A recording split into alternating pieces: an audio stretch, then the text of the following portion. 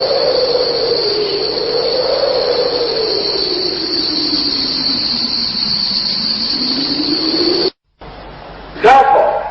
I think this is the time to say, La ilaha illallah. There is no God. Il n'est d'autre Dieu que Dieu, et Mohammed est son prophète. Rasulullah. Muhammad is messenger of Allah. Il proclame sa conversion en prononçant la Shahada. C'était lors du 8e congrès médical saoudien à Riyad. Il s'agit du professeur Tajata Tajason, chef du service de chirurgie et d'embryologie à l'université de Chiang Mai en Thaïlande et actuellement doyen de la faculté de médecine à la même université. Le contact avec le professeur Tajata Tajason remonte à l'époque où on l'a entretenu sur un certain nombre de versets et de hadiths du prophète relatifs à son domaine de spécialisation. Il a bien voulu y répondre. Précisons que les livres sacrés du bouddhisme chez eux comportaient des descriptions précises sur les phases de l'embryon.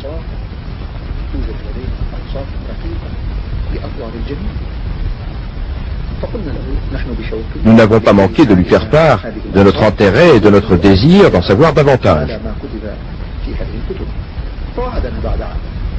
Au cours de notre séjour avec le professeur Tajata, une année après, et à titre d'examinateur associé à l'université du roi Abdelaziz, nous avons de nouveau évoqué avec lui cette question. Mais il s'est excusé, en expliquant que la réponse faite une année auparavant l'avait été assez spontanément, et qu'après des recherches effectuées, il est apparu qu'il n'y avait pas de texte bouddhiste sur le sujet. Nous avons alors remis au professeur Tajata une copie de la conférence du professeur Kate Moore, intitulée « Concordance de la science de l'embryologie avec le Coran et la Sunna », et nous lui avons demandé s'il connaissait le professeur Kate Moore. « Certes oui », a répondu le professeur Tajata. « C'est l'une des personnalités scientifiques les plus éminentes du monde. » Après avoir pris connaissance de cette conférence, le professeur Tajata a été impressionné et nous lui avons proposé un certain nombre de questions relevant de son domaine de spécialisation, dont notamment quelques-unes relatives à la peau. Oui, effectivement, si la brûlure est profonde du 3e degré ou plus, il y a destruction de l'organe où la sensibilité résiste. Cela vous intéresserait certainement de savoir que dans le Saint-Coran, il a été fait mention, voilà 1400 ans, du jour du supplice, par le feu, que subira en enfer les mécréants. Le Coran dit que lorsque leurs peaux se seront consumées, Dieu leur créera une nouvelle peau pour qu'ils subissent le châtiment du feu.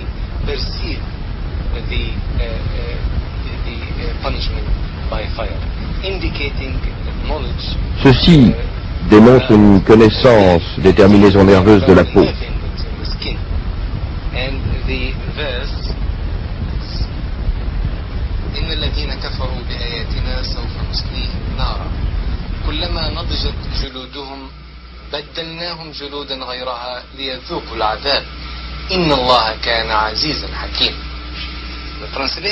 La traduction approximative du verset coranique donne le sens suivant. Nous supplicierons bientôt par le feu ceux qui ont rejeté nos signes. Lorsque leur peau consumée se détachera en lambeaux, une autre intacte viendra prendre sa place pour qu'ils subissent enfin leur tourment. Dieu exerce la toute-puissance, il est la sagesse même. Êtes-vous d'accord pour dire qu'il s'agit là d'une notion qui évoque l'importance des terminaisons nerveuses dans la peau en matière de sensibilité il y a 1400 ans?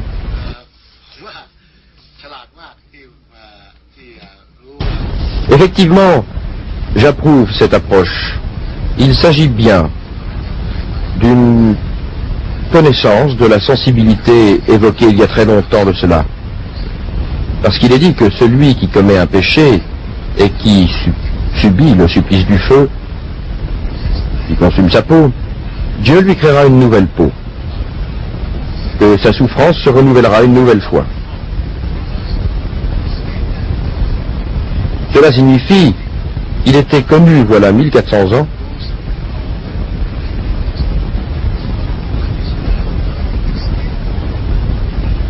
que la sensation de la douleur devait résider dans la peau. Et c'est pourquoi il est nécessaire de la créer une nouvelle fois.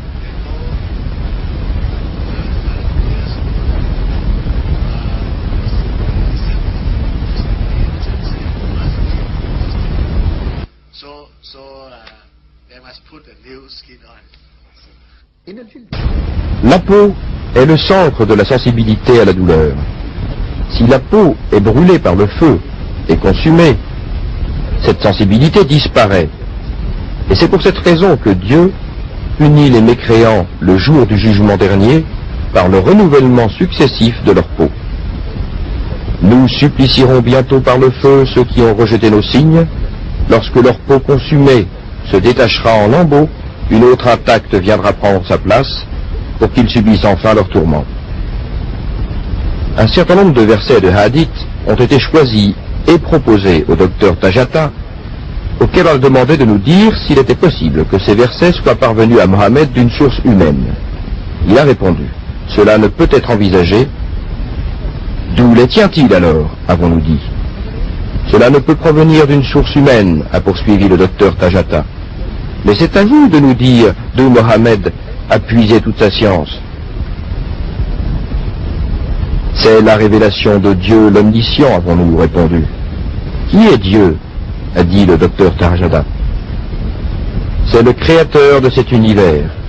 Lorsque vous êtes en présence de la sagesse, elle envoie un sage. Et lorsque nous constatons une science dans cet univers, cela nous renvoie à l'omniscience de celui qui l'a créé. Et lorsque nous voyons la perfection dans la constitution de toutes ces créatures, cela nous enseigne que le Créateur est parfait.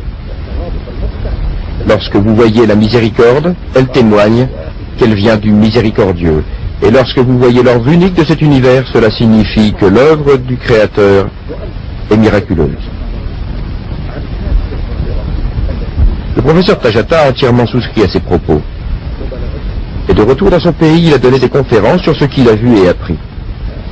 5 de ses étudiants se sont convertis à l'islam à l'issue de ces conférences.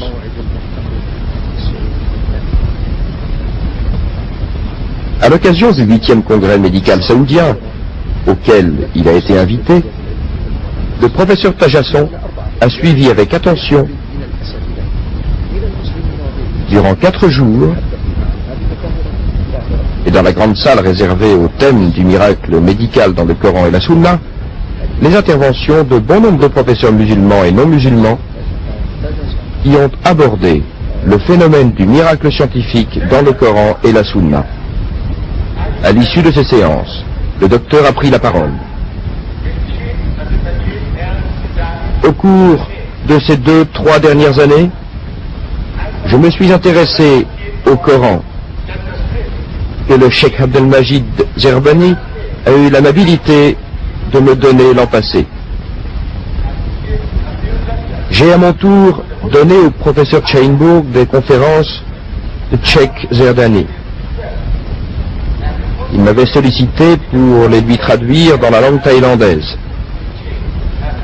Et puis j'ai donné quelques conférences aux musulmans de Thaïlande.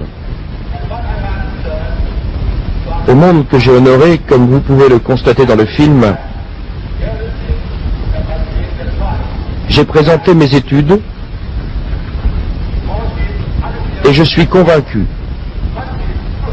que tout ce qui a été dit dans le Coran il y a 1400 ans ne peut être qu'exact et peut être prouvé par les moyens scientifiques. Car le prophète, paix et bénédiction sur lui, ne savait ni lire ni écrire. Il est donc évident que nous sommes en présence d'un messager venu avec cette vérité qui lui a été communiquée par une révélation du Créateur. savant de toutes choses, et ce Créateur n'est autre que Dieu. C'est pourquoi j'estime que le moment est venu pour moi de témoigner qu'il n'est d'autre Dieu que Dieu, que Mohammed est son prophète. Je tiens enfin à vous exprimer mes remerciements pour les efforts que vous avez consentis en vue de l'organisation de ce débat avec une telle maîtrise. Le programme élaboré pour un congrès de cette envergure a certainement été un travail très délicat. L'aspect scientifique n'a pas manqué d'intérêt, car une grande responsabilité m'incombe désormais, celle de rendre visite aux savants et de nouer de nouvelles amitiés. Mon acquis le plus précieux, en me convertissant à cette foi, reste qu'il n'est d'autre Dieu que Dieu, et Mohammed est son prophète, qui a fait de moi un musulman.